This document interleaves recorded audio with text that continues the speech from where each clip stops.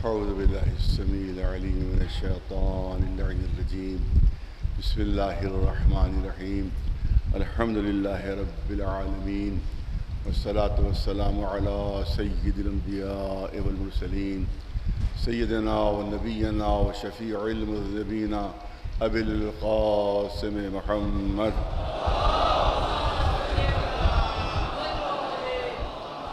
أهل بيته الطيبين الطاهرين المعصومين.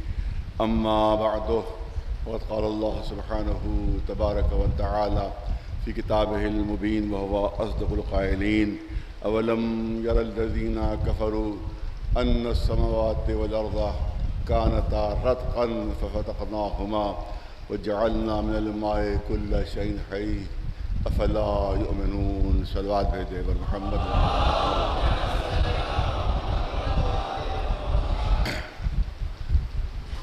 ظاہر ہے کہ ابتدائی ایک دو مجلسوں میں میرا انداز یہی رہا ہے کہ عزاداری امام حسین علیہ السلام کے سلسلے میں چند جملے عرض کیے جاتے ہیں.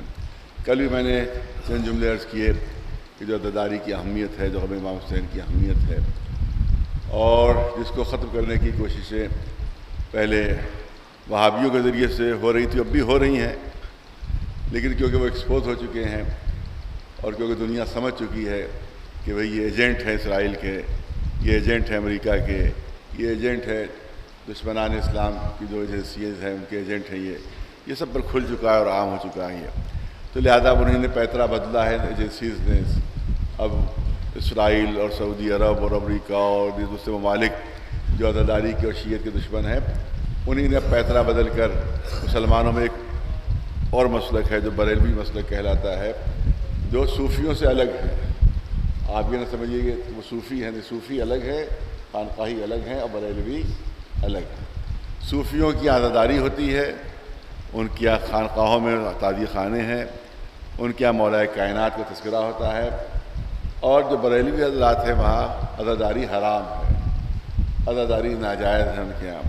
اور اس کے علاوہ وہ میلاد وغیرہ کے بھی قائل نہیں ہے، اس طرح کی چیزوں کے. اور بہت فرق ہے صوفیوں میں اور بریلوی میں. اب ان کو آگے بڑھایا جا رہا ہے کہ وہ اس مہم کو سنبھالیں عزاداری کی مخالفت میں اور شیعیت کی مخالفت میں اور اہل بیت کی مخالفت میں. انہی کی طرف سے فتوے آئے ہیں کہ معاذ اللہ جناب ابو طالب کے سلسلے میں بریلویوں کا فتویٰ ہے کہ وہ معاذ اللہ کافر تھے، حالت شرک میں، حالت کفر میں دنیا سے رخصت ہوئے ہیں. اور ایک اور مولا علی کی دشمن شخصیت کے سلسلے میں وہ بھی ان کا کہنا یہ ہے کہ وہ بہت ہی نیک تھے، بہت ہی دیندار تھے. اور اسی طرح سے یزید کے سلسلے میں بھی بہرحال ان کے عقائد ایسے ہیں کہ جو عام مسلمانوں کے عقائد نہیں ہیں. لہذا ان کو آگے پروموٹ کیا جا رہا ہے، ان کو آگے بڑھایا جا رہا ہے تاکہ ان کے ذریعے سے مسلمانوں میں پھوٹ ڈلوائی جائے، مسلمانوں میں فتنہ و فساد پھیلایا جائے. یہ ان کو آگے بڑھایا جا رہا ہے. لہذا کئی ویڈیو مجھ کو دکھائے گئے کہ جس میں انہوں نے عزاداری کو حرام، تعزیہ داری کو حرام، مجلس و ماتم کو حرام. بلکہ میں وہاں اتفاق سے بریلی ہی گیا ہوا تھا کسی سلسلے میں، کسی پروگرام کے سلسلے میں، تو وہاں لائیو انٹرویو آ رہا تھا. بریلی کے کچھ 2-3 علماء تھے، وہ انٹرویو دے رہے تھے. مسئلہ کیا تھا؟ 3 طلاق کا مسئلہ تھا. انہی کے خاندان کی ایک خاتون نے اعلان کر دیا تھا کہ 3 طلاق جو ہے صحیح نہیں ہے، ہم نہیں مانتے. اور انہی کے ساتھ ایک شیعہ خاتون بھی تھی جو ان کا ساتھ دے رہی تھی.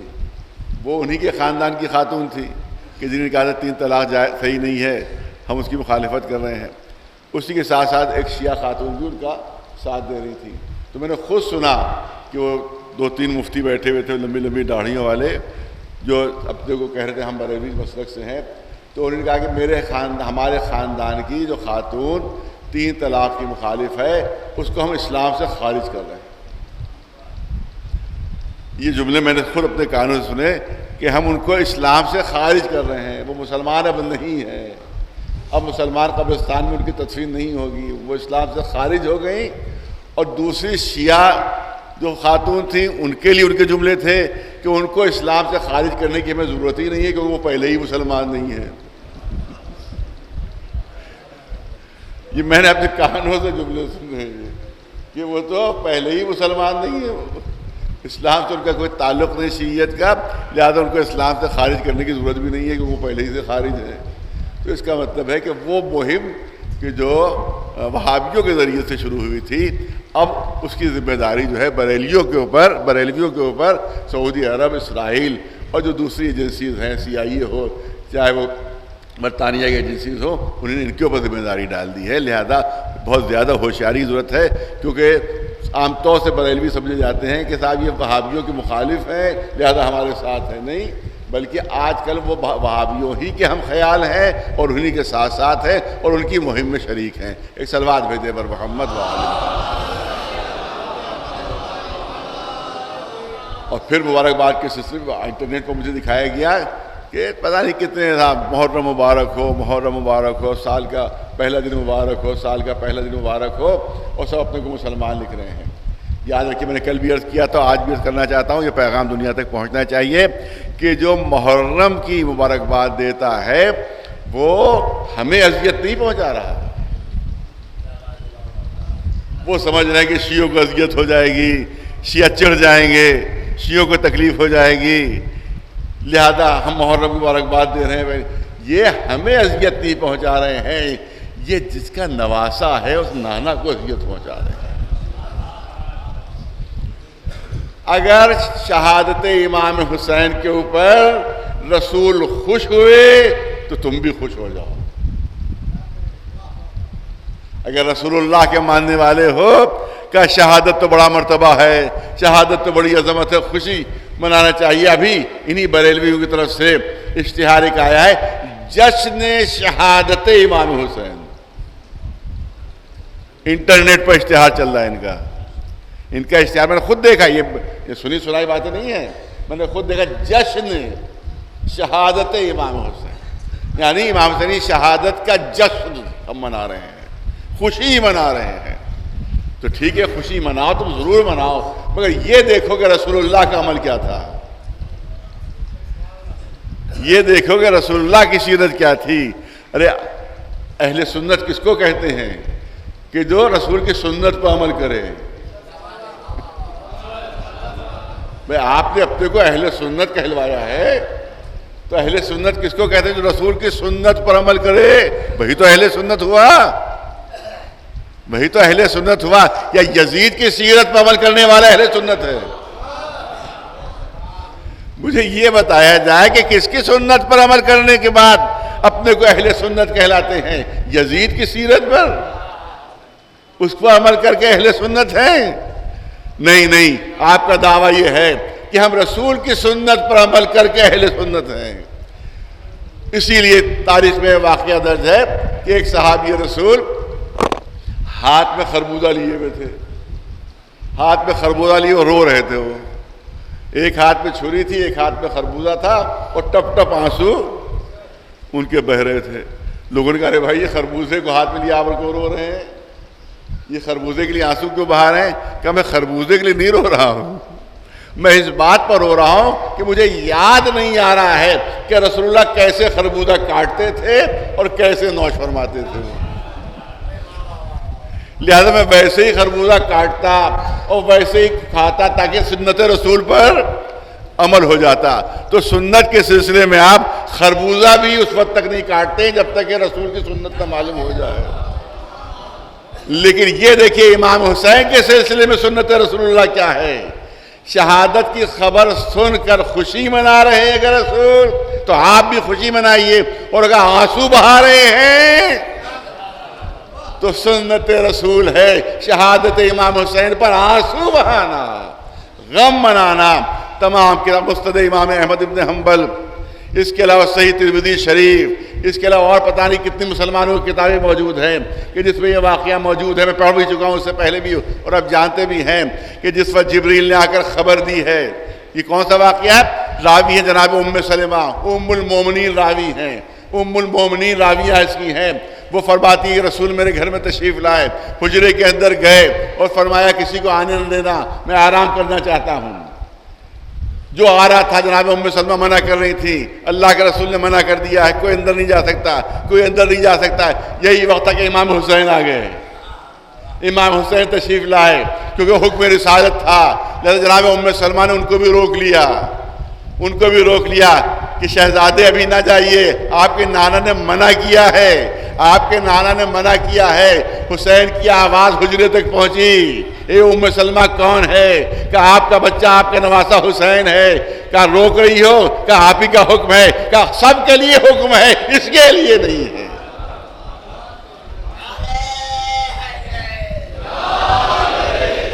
اس کو بھی اے ام سلمہ اس کو نہ روکیے، اس کو فوراً بھیج دیجئے۔ امام حسین اندر تشریف لے جاتے ہیں۔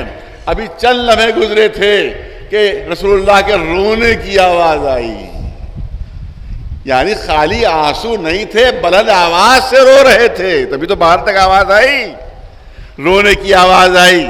جناب ام سلمہ گھبرا گئیں کہ نواسے نے پریشان کر دیا، کہ کوئی اذیت پہنچا دی۔ کہ نہیں میرا نواسا مجھے اذیت پہنچائے، ابھی جبریل آئے تھے، انہوں نے خبر دی تھی کہ آپ کا نواسا کربلا کے میدان میں 3 دن کا بھوکا پیاسا شہید ہوگا، میں اس پر رو رہا ہوں، میں اس پر آنسو بہا رہا ہوں۔ تو اگر شہادت سے پہلے صرف خبر شہادت سن کر رسول رو رہے ہو، گریہ فرما رہے ہیں، تو بعد شہادت خوشی کیسی؟ جو حضرات خوشی مناتے ہیں، مبارکباد دیتے ہیں، وہ اپنے کو اہل سنت کہنا چھوڑ دیں۔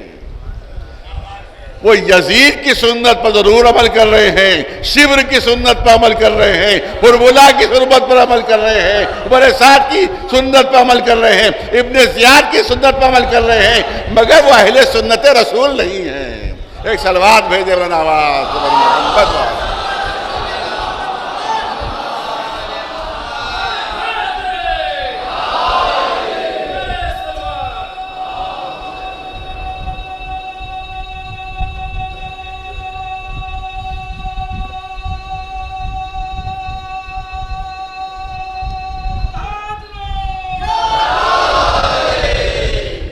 اور الحمدللہ جو خانقاہی حضرات ہیں، جن کو لاکھوں کی تعداد میں جن کی درگاہیں ہیں، وہاں میں نے کئی درگاہ میں حاضری دی، تو یہاں الحمدللہ میری وہاں حاضری سے وہاں کی عزاداری میں اور اضافہ ہوا۔ انہوں نے کہا کہ جتنی شان سے ہم پہلے کرتے تھے، اس سے زیادہ شان سے ہم عزاداری کریں گے۔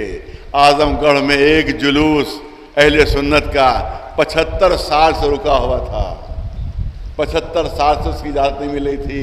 الحمدللہ پچھلے سال اس کی اجازت دلوائی گئی، اور اس میں اعظم گڑھ میں کہ جو وہابیوں کا گڑھ ہے، جو وہابیوں کا گڑھ ہے، اس کا آپ انٹرنیٹ پر تصویر مجھے دکھائی گئی، تو کم از کم 2-3 لاکھ اہل سنت اس جلوس میں شریک تھے۔ جو جلوس اٹھا پچھلے سال، انشاءاللہ اس سال بھی وہ جلوس اس شان سے اٹھے گا انشاءاللہ۔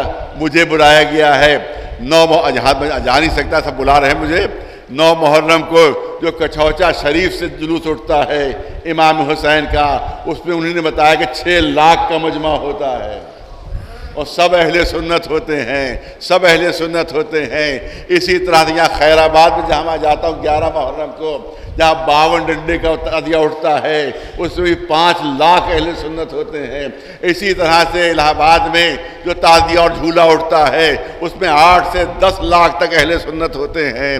یہ سب کے سب عزادار ہیں، امام حسین کے ماننے والے ہیں، امام حسین کے چاہنے والے ہیں، مولا علی سے محبت کرنے والے ہیں۔ ان کی یہاں جب قوالی ہوتی ہے، جو قوالی پہلی قوالی ہوتی ہے، وہ مولا علی کے شان میں ہوتی ہے، وہ مولا علی کے شان میں ہوتی ہے۔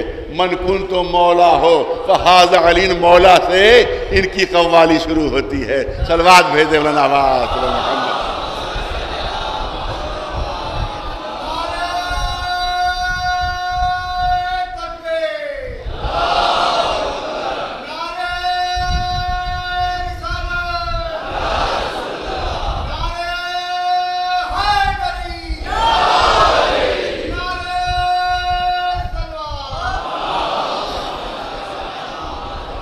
اور جو ذاکرین ان جو وہاں کے صوفی لوگ ہیں ان کی مخالفت کر رہے ہیں اور کہتے ہیں صاحب ان کو نہ بلائیے، یہ ان کے عقائد میں ہمارے عقائد میں فرق ہے، تو ظاہر ہے کہ اگر عقائد میں تھوڑا بہت فرق نہ ہو تو بھی سنی اور شیعہ کیسے رہے، وہ بھی وہ تو شیعہ ہی کہا جائے گا۔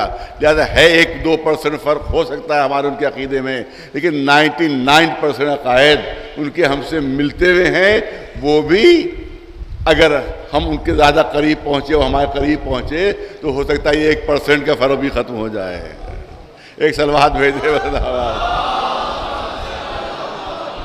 تو ان سے دوری اختیار نہ کیجئے، ان کو اپنے قریب بلائیے۔ یہ نہیں کہ 1% کا فرق ہے لہذا ہم سے دور ہو جائیں، نہیں، مصلحت یہ ہونا یہ چاہیے کہ ہم سے قریب آئیں تاکہ 1% کا فرق بھی ختم ہو جائے۔ ایک صلوات بلند آواز صبر محمد وآلہ۔ مخالفت ہو رہی ہے، صاحب مجلسیں اس سے نہ پڑھوائی جائیں، بہرحال وہ ہم نہیں کسی پہ الزام نہیں لگاتے کہ کسی دوسری ایجنسی کے ایجنٹ ہیں وہ، یا CIA کے ایجنٹ ہیں، یا اسرائیل کے ایجنٹ ہیں، یا کہاں کے ایجنٹ ہیں، یہ ہم کچھ الزام نہیں لگاتے، لیکن اتنا ضرور کرنا چاہتے ہیں کہ جو ہم نہیں پڑھ پاتے وہ پڑھ دیتے ہیں، جو ہم نہیں پڑھ پاتے وہ پڑھ دیتے ہیں۔ تو ہو سکتا ہے بعض حضرات کو یہ خوف ہو کہ ان کے آنے سے کہیں ان کے خوانچے نہ الٹ جائیں۔ ایک صلوات میں دے رہا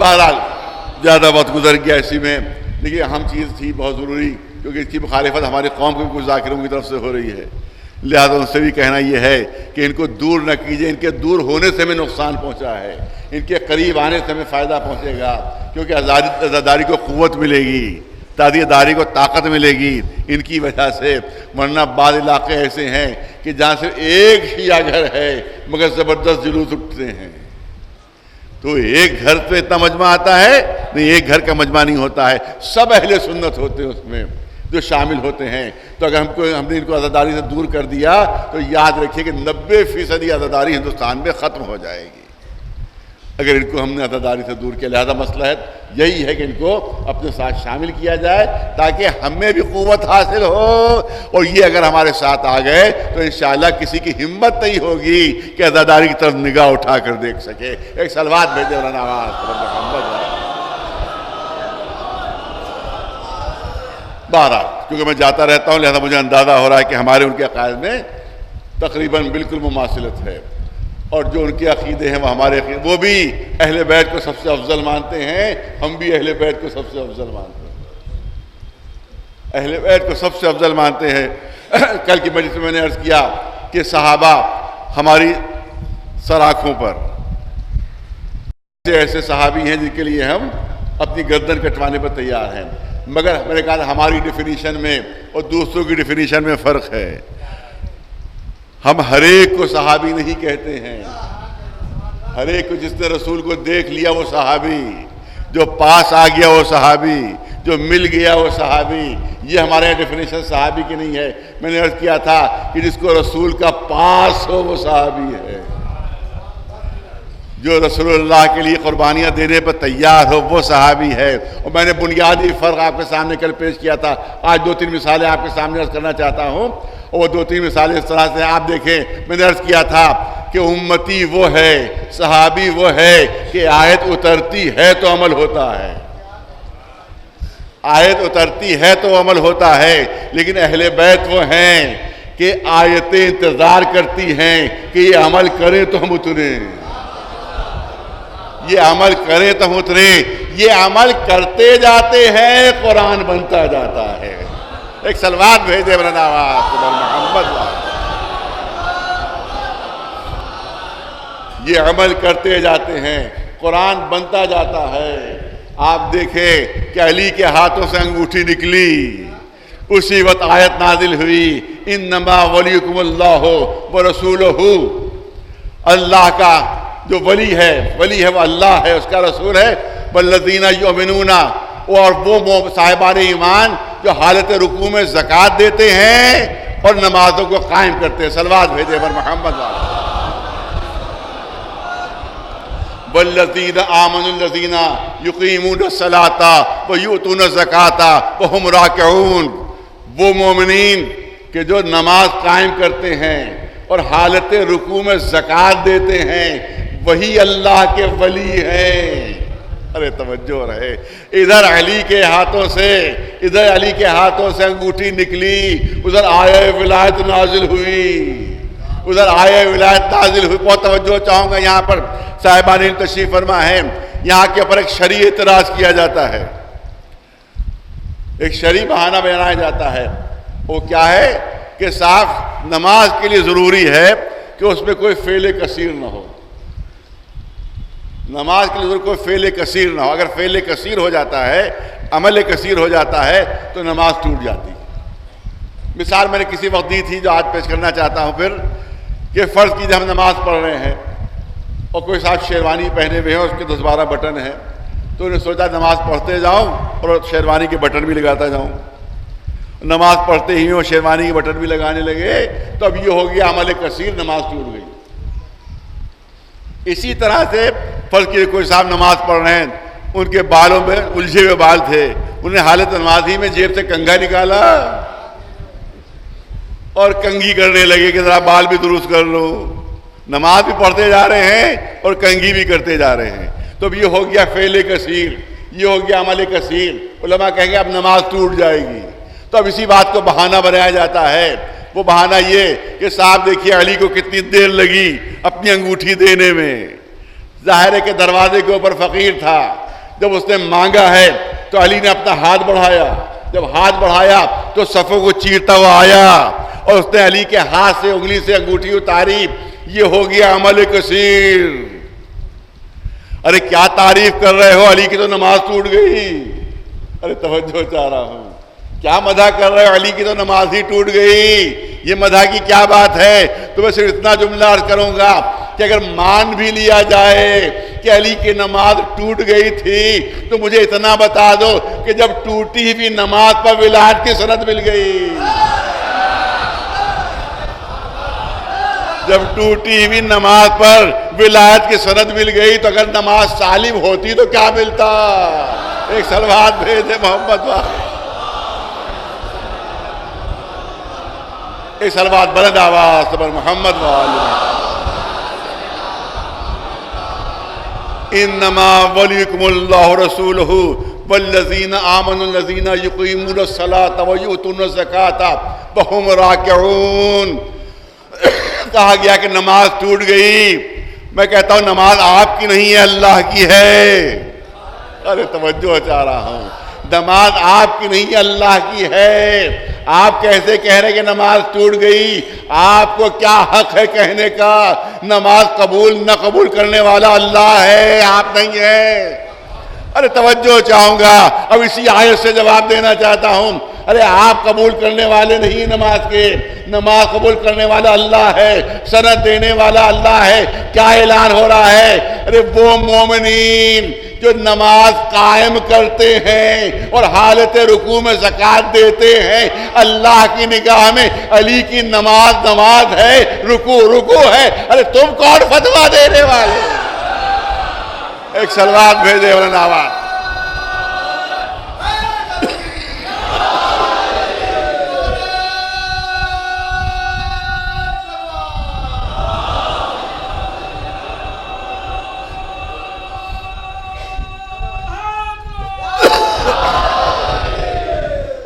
اور ایک اعتراض کا میں جواب دیتا چلوں اسی آیت کے ذیل میں، وہی بڑا سخت اعتراض ہے لیکن اسی آیت سے جواب ہو جاتا ہے اس کا۔ بہت سخت اعتراض ہے کہ دیکھیے نہ یہ اللہ کو زیادہ مانتے ہیں، نہ یہ رسول اللہ کو زیادہ مانتے ہیں، بلکہ سب سے زیادہ یہ علی کو مانتے ہیں، سب سے زیادہ یہ علی کو مانتے ہیں۔ نہ ان کی نگاہوں میں اللہ کی اہمیت، معاذ اللہ معاذ اللہ، نہ ان کی نگاہوں میں رسول اللہ کی کوئی اہمیت ہے، بلکہ یہ علی کو سب سے زیادہ اہمیت دیتے ہیں۔ کہ بھئی کیسے؟ کہ خود ان کا کلمہ سن لیجیے، کلمہ سن لیجیے، اشہد ان لا الہ الا اللہ مختصر، محمد رسول اللہ مختصر، اس کے بعد جو کلمہ شروع ہوتا ہے تو ختم ہونے کا نام ہی نہیں لیتا۔ علی ولی اللہ وصی رسول اللہ خلیفتہ بلا فیض۔ اب تو کلمہ شروع ہوا تو ختم ہونے کا نام ہی نہیں لے رہا ہے۔ اللہ کو مختصر بیان کیا، رسول کو مختصر بیان کیا، لیکن جب علی کا نام آیا تو اب کلمہ ختم ہونے کا نام ہی نہیں لے رہا ہے۔ تو میں کہوں گا کہ جیسی آیت ہے ویسا کلمہ ہے۔ بالکل آیت کے مطابق ہے کلمہ ہمارا بالکل آیت کے مطابق ہے.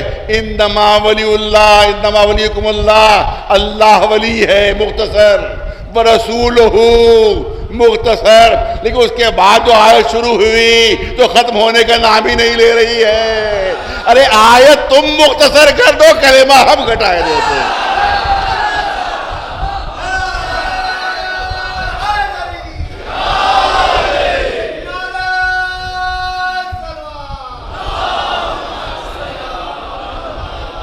بس وہی عرض کرنا ہے کہ یہ فرق ہے امت میں اور اہل بیت میں کہ ان کا عمل پہلے ہوتا ہے اور قرآن کی آیت بعد میں اترتی ہے. میدان جنگ میں انہوں نے قدم پہلے جمائے، آیت بعد میں اتری. ان اللہ یحب الذین یقاتلون فی سبیلہ صفا کانہم بنیان مرصوص. احد کی منظر کشی ہو رہی ہے کہ اللہ تو ان بہادروں کو دوست رکھتا ہے جو صف باندھ کر سیسا پلائی ہوئی دیوار کی طرح دشمن ہوتے لڑتے ہیں. ایک صلوات بھیجے بلند آواز. ارے کب کی منظر کشی ہے جب علی میدان احد میں قدم جمائے ہوئے ہیں. پورا میدان صاف ہے، پورا میدان صاف ہے، اصحاب نظر نہیں آ رہے ہیں، دور دور تک میدان صاف ہے. کوئی ایک دن کی دوری پہ چلا گیا، کوئی 2 دن کی دوری پہ چلا گیا، کوئی 3 دن بعد واپس آیا. ایک صاحب جب 3 دن بعد پلٹے تو رسول اللہ کو بجائے غصے کی ہنسی آ گئی، ہنسی آ گئی. رسول نے کہا رے بھائی لگتا ہے کہ آپ بہت دور نکل گئے تھے.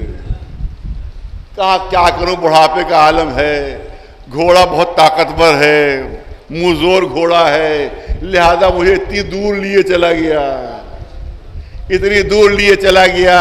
اس سے مطلب کہ میرا قصور نہیں تھا، گھوڑے کا قصور ہے جو مجھے اتنی دور لیے چلا گیا. آپ نے سنا ہوگا بار بار خبروں میں کہ ہمیشہ جو سوار ہوتا ہے وہ سواری کو اغوا کرتا ہے. فلاں شخص نے بس کو اغوا کر لیا، فلاں نے ہوائی جہاز کو اغوا کر لیا، فلاں نے ٹرین کو اغوا کر لیا، فلاں نے کار کو اغوا کر لیا. تو ہمیشہ سوار سواری کو اغوا کرتا ہے. یہ پہلا معاملہ مل رہا ہے جہاں سواری نے سوار کو اغوا کر لیا. ایک صلوات بھیجے بلند آواز، ایک صلوات بلند آواز پر محمد و آل محمد.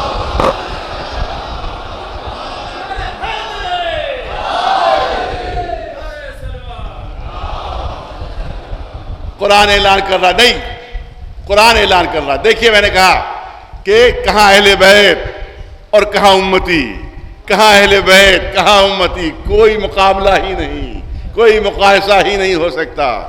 آپ دیکھیں قرآن اعلان کر رہا انما استزلهم الشیطان ببعض ما کسبوا.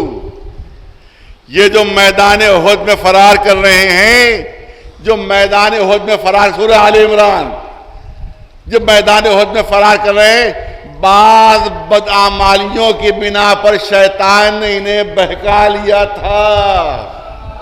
یہ کس کے بارے میں قرآن کہہ رہا ہے؟ رسول کے ساتھیوں کے بارے میں. رسول کے ساتھیوں کے بارے میں وہ لفظ استعمال نہیں کر رہا ہوں جو لوگ زیادہ کنٹروورشیل بنا دیں. رسول کے ساتھیوں کے بارے میں اسی کا عربی ترجمہ آپ خود کر لیجئے. رسول کے ساتھیوں کے بارے میں قرآن کہہ رہا ہے کہ انما استزلهم الشیطان ببعض ما کسبوا. ارے شیطان نے ان کی بدعمالیوں کے بنیاد پر انہیں بہکا لیا تھا.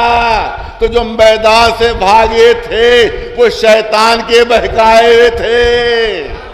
قرآن کہہ رہا ہے، میں نہیں کہہ رہا ہوں.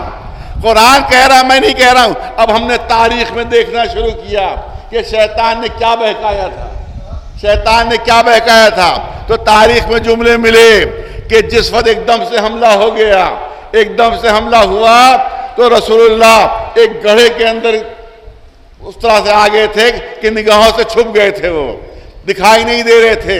شیطان نے اعلان کیا، شیطان نے اعلان کیا محمد قتل ہو گئے، محمد قتل ہو گئے. اب جیسے ہی سنا کہ محمد قتل ہو گئے، تمام جتنے لوگ تھے انہوں نے میدان چھوڑا کہ جب رسول ہی نہیں رہے تو ہم میدان میں رہ کر کیا کریں گے. لہذا پورا میدان صاف ہوا شیطان کا اعلان تھا کہ محمد قتل ہو گئے، رسول پکار رہے تھے کہ میں زندہ ہوں۔ یہ بھی قرآن کہہ رہا ہے کہ اذ تسعدون ولا تلؤون علی احد والرسول یدعوکم فی اخراکم۔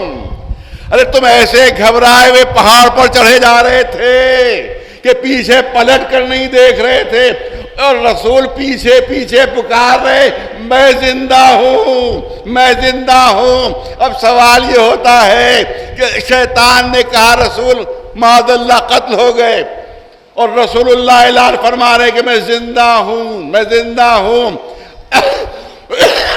میدان سے جانے والوں نے شیطان کی آواز تو سنی مگر رسول اللہ کی آواز نہیں سنی۔ ارے توجہ چاہ رہا ہوں، توجہ چاہ رہا ہوں۔ شیطان کی آواز تو سنی مگر رسول اللہ کی آواز نہ سنی۔ 1400 برس تک یہ راز رہا کہ کیا سبب تھا کہ دونوں کی آوازیں میدان میں گونج رہی تھی۔ رسول کہہ رہے تھے میں زندہ ہوں، شیطان کہہ رہا تھا قتل ہو گئی۔ شیطان کی آواز سنی مگر رسول اللہ کی آواز نہ سنی۔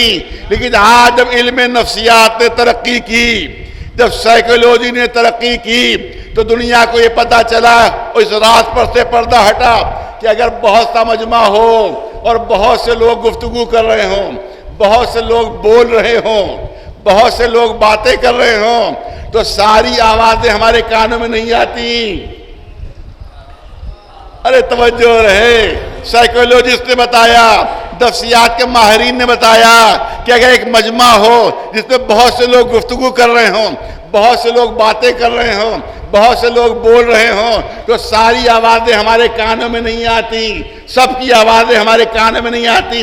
صرف اسی کی آواز ہمارے کان میں آتی ہے جس سے دلی محبت ہوتی ہے۔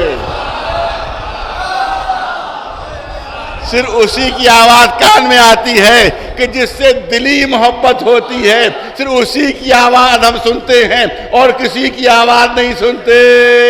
ارے میدان احد میں 2 آوازیں گونج رہی تھی، شیطان کہہ رہا تھا قتل ہو گئے، رسول کہہ رہے تھے کہ میں زندہ ہوں۔ جس سے دلی محبت تھی اس نے اس کی آواز سنی تھی۔ ایک صلوات بلند آواز پر محمد والے۔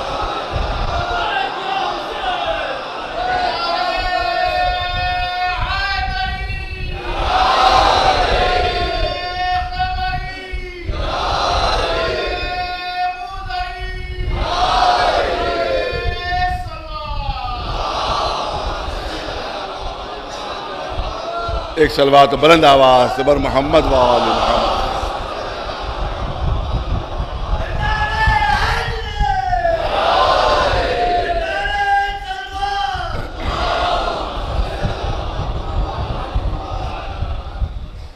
ظاہر کہ یہ چند جملے صرف اس ثبوت کے طور کے اوپر کہ اہل بیت کی منزل کچھ اور ہے اور جو امتی ہیں ان کی منزل کچھ اور ہے۔ کتنی مثالیں ہمارے سامنے ہیں، میدان جنگ میں علی لڑ رہے ہیں اور قرآن کی آیتیں مدح کرتی ہوئی اتر رہی ہیں، والعادیات ضبحا فالموریات قدحا فاصلن بہ نقعا وفسدن بہ جمعا۔ کس کی تعریف ہو رہی ہے؟ علی کی جنگ کی تعریف ہو رہی ہے۔ جنگ پہلے ہوئی ہے، قرآن کی آیت بعد میں اتری ہے۔ ایک صلوات بھیجے بلند آواز۔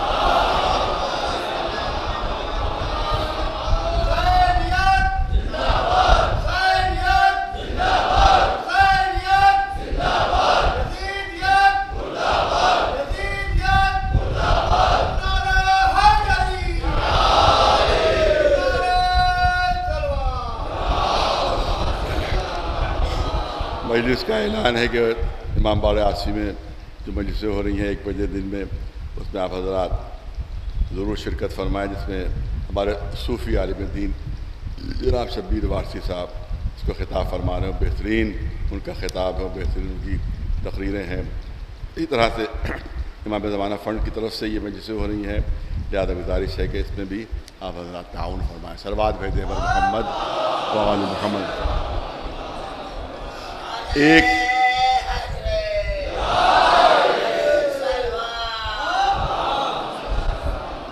علامہ طاہر القادری بہت مشہور شخصیت ہے جو یہاں آنے بھی والے تھے، لیکن بعض ان کو ویزا نہیں مل سکا اور کچھ حالات بھی ایسے ہوئے جس کی وجہ سے وہ تشریف نہیں لا سکے۔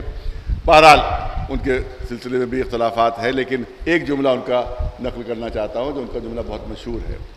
کسی اہل سنت ہی نے ان سے پوچھا کہ یہ بتائیے کہ اصحاب میں اور اہل بیت میں کیا فرق ہے؟ اصحاب و اہل بیت میں کیا فرق ہے؟ اصحاب و اہل بیت میں کیا فرق ہے؟ تو انہوں نے کہا بھائی اتنا تھا، یہ تو بہت فرق ہے، لیکن ایک جملے میں اس طرح سے بیان کر رہا ہوں کہ اصحاب وہ ہیں جو رسول کے شانہ بشانہ ہیں، اصحاب وہ ہیں جو رسول کے شانہ بشانہ ہیں، اور اہل بیت وہ ہیں کہ جو رسول کے شانوں کے اوپر ہیں۔ ایک صلوات بھیجو۔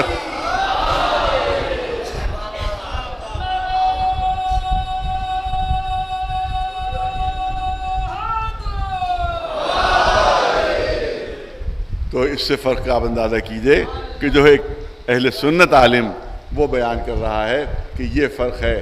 آپ دیکھیں حقیقت یہی ہے کہ صدقے ایک رتب آتے ہیں ایک تشت کے اندر، رسول اللہ کی خدمت میں پیش کر دیے جاتے ہیں۔ رسول اللہ پوچھتے ہیں کہ تحفہ ہے کہ صدقہ ہے؟ یہ صحیح بخاری میں موجود ہے، صحیح بخاری میں موجود ہے۔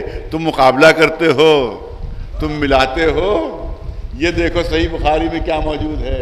رسول نے پوچھا تحفہ ہے کہ صدقہ ہے؟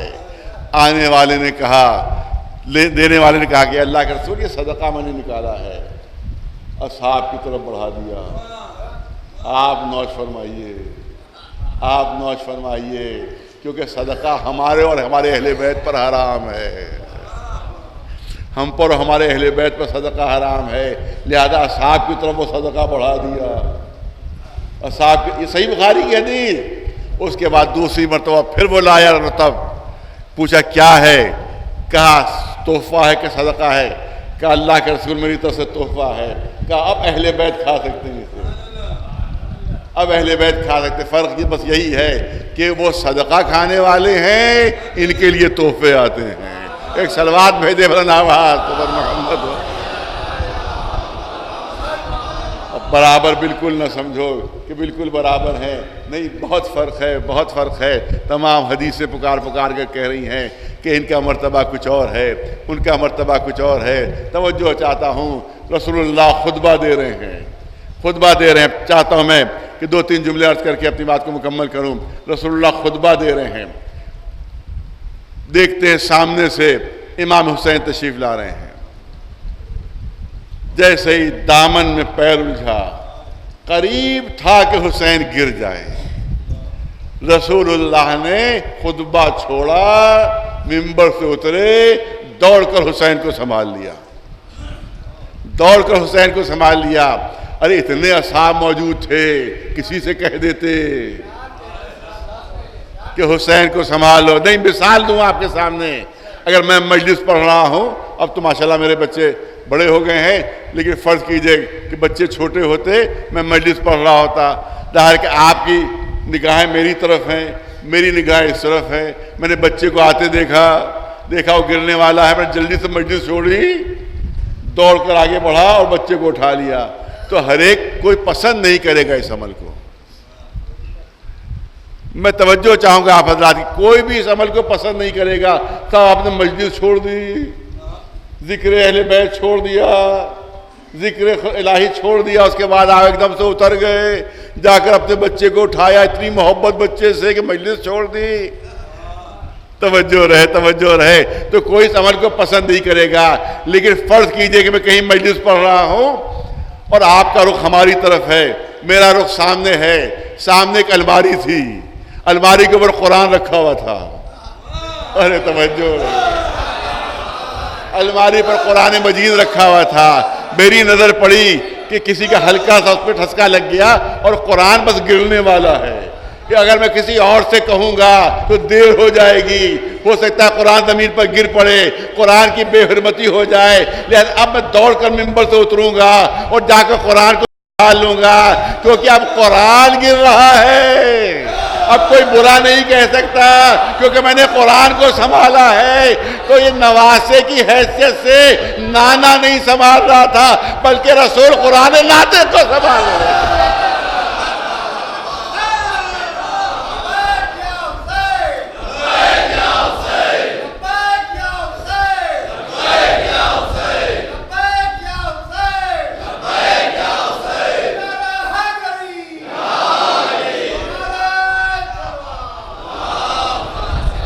اور بس آخری جملے عرض کر دوں, یہ بھی بہت مشہور ہے, بس میں ظاہر صرف تذکر کے طور پر ہے کہ رسول حالت نماز میں ہیں. نواسا نکلا گھر سے نکلا. آپ دیکھیں کہ شہزادی کا جو گھر ہے اور جہاں پر رسول نماز پڑھاتے ہیں اس میں فاصلہ ہے. جہاں پر رسول اللہ نماز پڑھاتے تھے اس میں فاصلہ, اچھا خاصا فاصلہ. اس کا مطلب درمیان میں بہت سی صفیں تھیں, اصحاب کی بہت سی صفیں تھیں, اور سب کے سب سجدے کے عالم میں تھے. سب کے سب سجدے کے عالم میں تھے. امام حسین نکلے تمام اصحاب کی صفوں کو چیرتے ہوئے اور گئے اور رسول کی پشت پر جا کر بیٹھ گئے. رسول کی پشت پر جا کر بیٹھ گئے. بعض کہتے بھئی اس میں کیا فضیلت ہے, اس میں کوئی شرف نہیں ہے. ارے بچوں کو سواریوں پر بیٹھنے کی عادت ہوتی ہے, شوق ہوتا ہے. اماں ابا جو ہیں وہ سواری بن جاتے ہیں اور بچہ سپیڈ پر سوار ہو جاتا ہے. لہذا بچے تھے, آئے دیکھا رسول اللہ سجدے میں ہیں, لہذا بچپنے کے عالم میں یہ حسین کا بچپنا تھا کہ وہ سواری سمجھے اور رسول اللہ کی پیٹھ پر بیٹھ گئے. تو میں نے کہا کہ جتنے تھے سب سجدے میں تھے. اگر سواری کا شوق ہوتا بچپنے میں تو اتنے اصحاب سجدے کے عالم میں تھے, اور بڑی تیز رفتار سواریاں تھیں اس میں. اس میں بڑی تیز رفتار سواریاں بھی تھیں, لہذا کسی کی پشت پر بیٹھ جاتے. لیکن تمام صفوں کو چیرتے ہوئے پشت رسول پر بیٹھنا, اس کا مطلب یہ ہے بچپنے کی وجہ سے نہیں تھا, مشیت کے اشارے پر عمل ہو رہا تھا. مشیت کے اشارے پر, آخری جملے ہیں, مشیت کے اشارے پر عمل ہو رہا ہے. پشت پر بیٹھ گئے.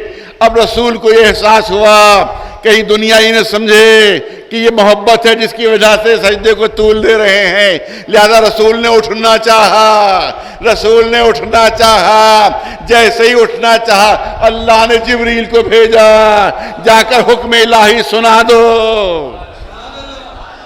جا کر حکم الہی سنا دو کہ جب تک حسین اپنی مرضی سے پشت سے نہ اترے, اے رسول سجدے سے سر نہ اٹھائیے گا. سبحان اللہ, سبحان اللہ. 40 مرتبہ سبحان اللہ ہو گیا, 50 مرتبہ سبحان اللہ ہو گیا, 60 مرتبہ سبحان اللہ ہو گیا. رسول عالم سجدہ میں ہیں, عالم سجدہ میں ہیں. جبریل پہلو میں بیٹھے ہوئے ہیں, رسول انتظار کر رہے ہیں. جبریل اشارہ کرے تو اٹھوں. رسول انتظار کر رہے ہیں, جبریل اشارہ کرے تو اٹھوں. جبریل انتظار کر رہے ہیں, حکم الہی آئے تو اٹھوں. حکم الہی آئے تو اشارہ کروں, حکم الہی آئے تو اشارہ کروں. اور اللہ انتظار کر رہا ہے کہ حسین اپنی مرضی سے اترے تو اشارہ کروں.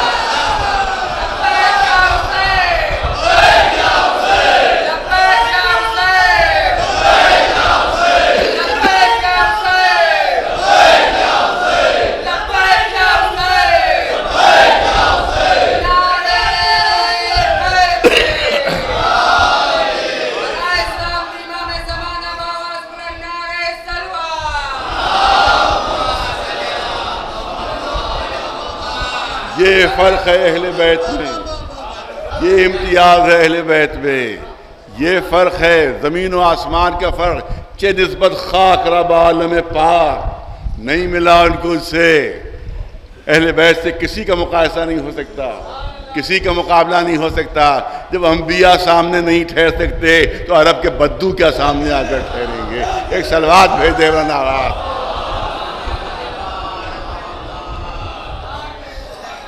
اب میں 2 جملے کرنا چاہتا ہوں. آپ حضرات انتظار میں ہوں گے کہ آیے کریمہ کے ذیل میں کوئی بات شروع ہو, لیکن انشاءاللہ کل سے اس پر گفتگو شروع ہوگی. آیے کریمہ میں اس لیے یہ سب بیان کر رہا ہوں کہ آپ لوگوں کا ذہن فریش ہو جائے, کیونکہ جو آیت ہے جس پہ گفتگو کرنا ہے وہ ذرا ثقیل ہے، لہذا یہ اسٹارٹر ہے، یہ اسٹارٹر ہے جو آپ کے سامنے پیش کیا جا رہا ہے تاکہ آپ کا ذہن فریش ہو جائے، کیونکہ اس میں جو تھوڑی سی گفتگو ہوگی وہ ظاہر کہ وہ عالمانہ کچھ باتیں ہیں جو عرض کرنا ہوں گی، اور خاص طور سے قرآن مجید و اہل بیت کے ذریعے سے جو سائنسی معلومات دنیا تک پہنچی ہیں، انشاءاللہ اس سلسلے میں گفتگو ہوگی، اور اس پوری کائنات کے سلسلے میں جو قرآن نے کہا ہے، جو اہل بیت نے ارشاد فرمایا ہے، اس سلسلے میں انشاءاللہ گفتگو ہوگی۔ تو کیونکہ وہ گفتگو ہے ثقیل، لہذا میں پہلے چاہتا ہوں کہ کچھ آپ کا ذہن آمادہ ہو جائے اس گفتگو کے لیے۔ صلوات بھیجے محمد۔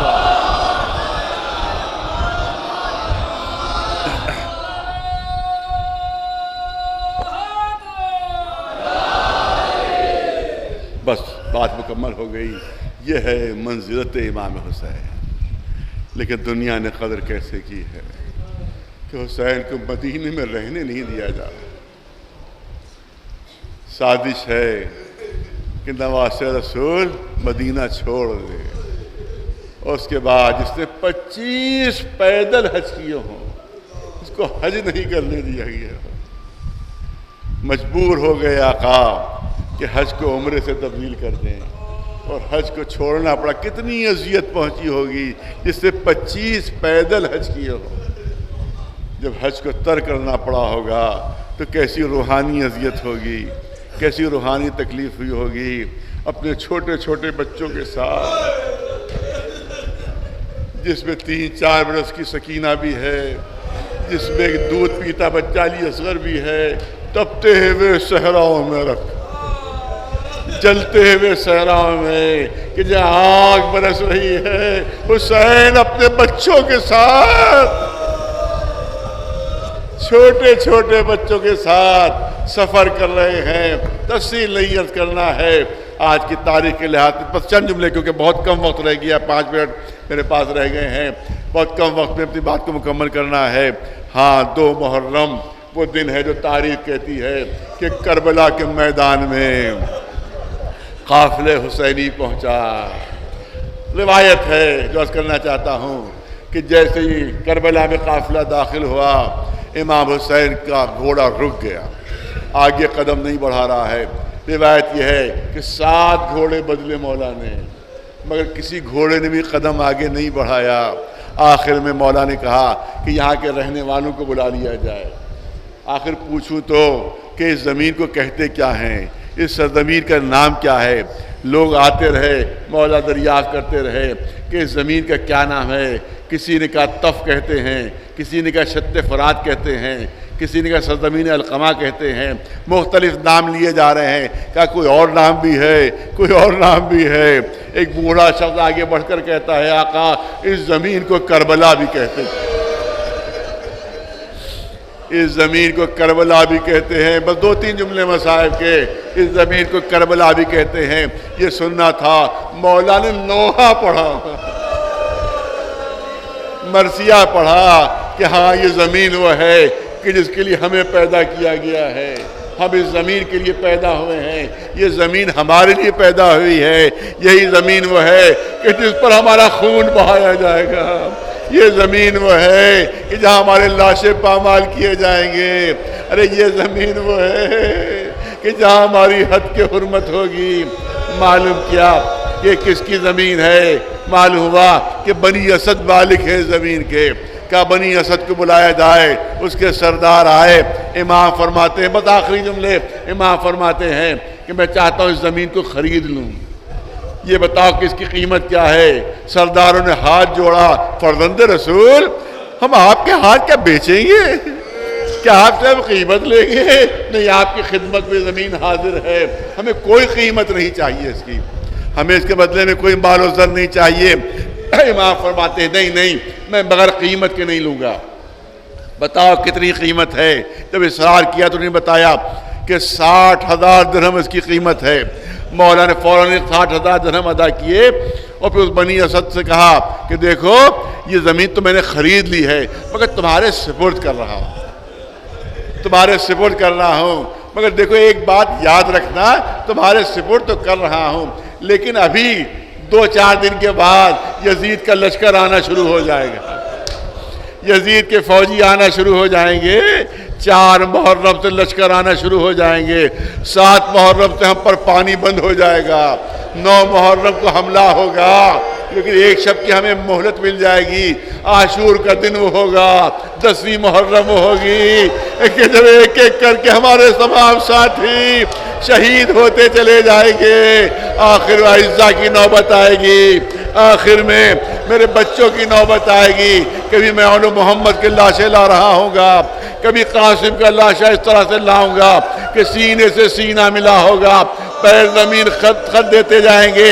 اور میرے کلیل جوان علی اکبر اسی سرزمین پہ شہید ہوگا کہ جس کی لاش میں اٹھا نہ پاؤں گا، اے دیکھو مجھے معلوم ہے کہ مجھے بھی مارا جائے گا، چاروں طرف سے گھیر کر مجھے حملہ کیا جائے گا اور تیروں تلواروں سے مجھے چھلنی کر دیا جائے گا، ارے شیور کا کند خنجر ہوگا، میرا سوکھا گلا ہوگا، مگر ایک بات میری یاد رکھنا، مجھے یقین ہے کہ یزیدی لشکر اپنی نجس لاشوں کو دفن کر دے گا لیکن ہمیں اسی طرح سے چھوڑ دے گا، تو اگر ہماری لاشوں کو بے کفن دیکھنا